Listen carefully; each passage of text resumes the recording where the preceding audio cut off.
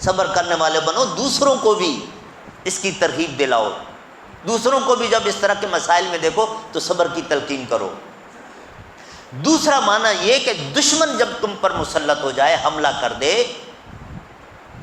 اس خوف کے عالم میں ڈٹے رہنا، حوصلے رکھنا، صبر کرنا اور جرات مندی کے ساتھ مقابلہ کرنا، اللہ تمہاری مدد کرے گا۔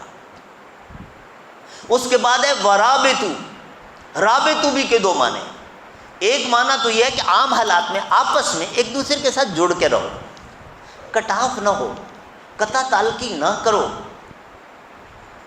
اور ہمارا بڑا عجیب حال ہو گیا ہے، ہم اپنے متعلق تو کہتے ہیں بھائی میں انسان ہوں یار، غلطی ہو سکتی ہے، اور دوسرے کو ہم فرشتہ دیکھنا چاہتے ہیں، تو اس کو بھی تو انسان سمجھو، اس سے بھی تو کوئی غلطی ہو سکتی ہے۔ آپ کو خود کو برا لگتا ہے کہ کوئی معمولی غلطی، کوئی ایسی چیز ہو جائے تو دوسرا مجھ سے ناراض نہ ہو، درگزر کرے، تو آپ خود بھی تو یہی رویہ اپناؤ۔ اور دیکھیں نا وہ جو واقعہ، ٹائم کتنا میں لے سکتا ہوں، بند کروں؟ چلے میں بس ختم کرتا ہوں۔ حضرت عائشہ صدیقہ پر جو انہوں نے تہمت لگائی تھی، لمبا واقعہ ہے۔ مصطح بن اساسہ، وہ بھی ان لوگوں بس باتوں میں آگے بیچارے، ورنہ کوئی ایسے نہیں تھے کہ دل سے، اصل پلان تو منافقین کا تھا۔ تو حضرت ابو بکر صدیق ان کو فائنینشلی سپورٹ کرتے تھے، غریب آدمی تھا۔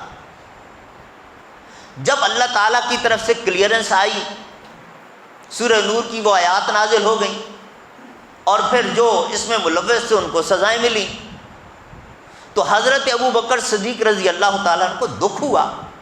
آخر بیٹی کا معاملہ تھا، فطری طور پر کہ بھئی اور لوگ تو ایسا بکواس کر رہے تھے، کم از کم اس کو تو شرم کرنی چاہیے تھی، میرا عزیز ہے، میں اس کے ساتھ اتنا تعاون کرتا ہوں، بس اس سنی سنائی بات پہ اس نے بھی بول دیا، یہ اس قابل ہی نہیں ہے، نہیں کروں گا آئندہ اس کے ساتھ تعاون۔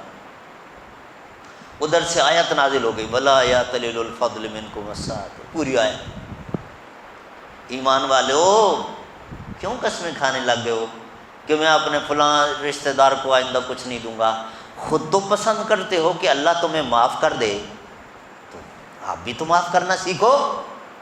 حضرت ابو بکر صدیق رضی اللہ تعالیٰ عنہ کہنے لگے لگتا ہے یہ تو میرے متعلق ہی نازل ہو گئی، کہ اللہ کے رسول گواہ رہیں، مصطح بن اساسہ کو نہ صرف کہ معاف کرتا ہوں بلکہ پہلے سے زیادہ اس کے ساتھ تعاون کروں گا۔ تو کہنے کا مقصد یہ ہے ورابطو، صلہ رحمی، دوسرا کٹاف بھی ہوتا ہے تو اس کو اپنے کلوز کرنا ہے۔